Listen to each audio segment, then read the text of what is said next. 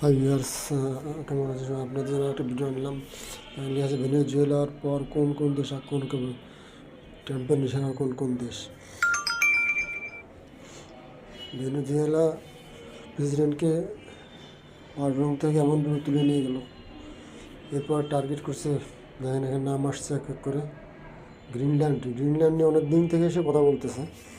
Greenland তার লাগবেই, Greenland দিয়ে নজর অনেক দিন থেকেই, কিন্তু ডেনমার্ক বা ইটালি বা রাশিয়া এরা এর ঘোর আপত্তি, তো কারো কোনো আপত্তি মানতেছে না। গ্রিনল্যান্ডবাসীও এটা নিয়ে অসন্তুষ্ট।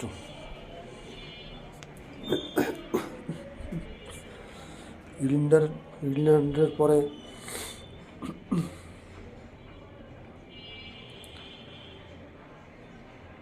দেখছেন কী কারণে কীভাবে গ্রিনল্যান্ড কেন তাদের দরকার, তাদের জাতীয় নিরাপত্তার স্বার্থে তাদের নাকি দরকার।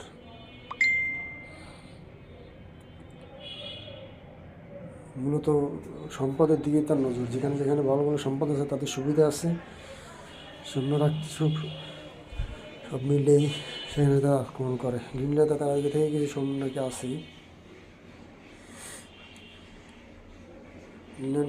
গ্রিনল্যান্ডের সাথে আছে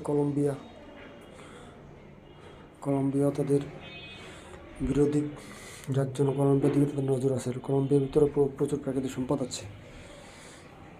কলম্বিয়ার প্রেসিডেন্টও চ্যালেঞ্জ করছে, যদি পারো এসে আমাকে ধরে নিয়ে যাও।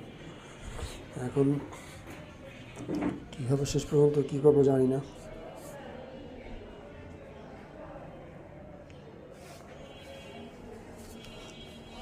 দেখা যাক কী হয়।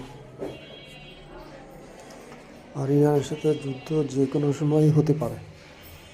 সে যুদ্ধ আরেকবার করবে, এটা অনেক দিন থেকে কথাবার্তা চলতেছে। ইরানও প্রস্তুতি নিয়ে ফেলছে অলরেডির মধ্যে। বিশ্বটাকে একেবারেই অশান্তির মধ্যে রেখে দিয়েছে এই আমেরিকা আর ইসরায়েল, দুই দেশ মিলে আবার সে শান্তি পুরস্কার চাচ্ছে। ইরানের সাথে মেক্সিকো আসছে একই সাথে, প্রতিবেশী রাষ্ট্র মেক্সিকো, তাদের সাথেই একেবারে প্রতিবেশী। আর কিউবা তো অনেক বছর আগে থেকেই আমেরিকার বিরোধী।